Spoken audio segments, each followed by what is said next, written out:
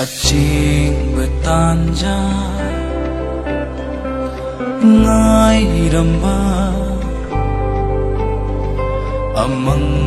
benong ju lam dan ba aching tanja ngai ramba amang benong ju lam dan ba aina kaplaga yengba ngamdraba chutharaklaba ngaiba ngamdraba mana chakhiba khamba ngamdraba chamthokhragera mitlu piranariba lepa leihoba maicha khanghoba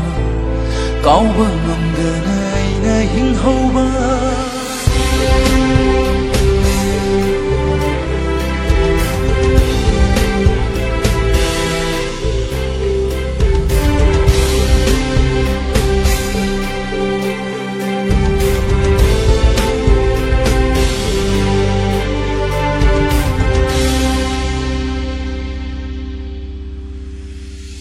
Kishigi thoki nan thokle roi khalambani katna thana roi manglan gumbani oi thokle roi khalambani setna khaina roi magi miyenga piramba chaina aigi thamoi da tinkhang yuriwa magi miyenga piramba chaina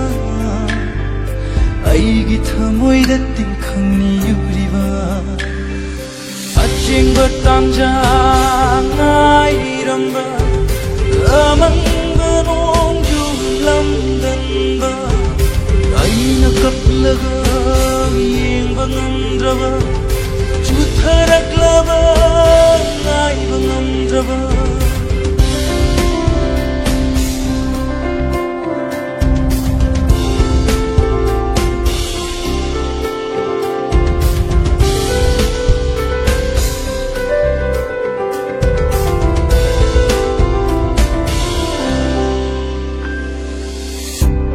Nanggi akan bawahi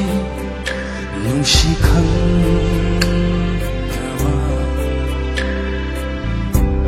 aigi akan baupa yening chongdraba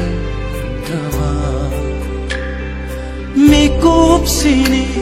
ningsing liba aran bani kau bangamdaba mikup sini ningsing liba aran bani kau bangamdaba aina kaplaga yengba ngamdraba chutharaklaba ngaiba ngamdraba aina kaplaga yengba ngamdraba chutharaklaba ngaiba ngamdraba achingba tanja ngai ramba amang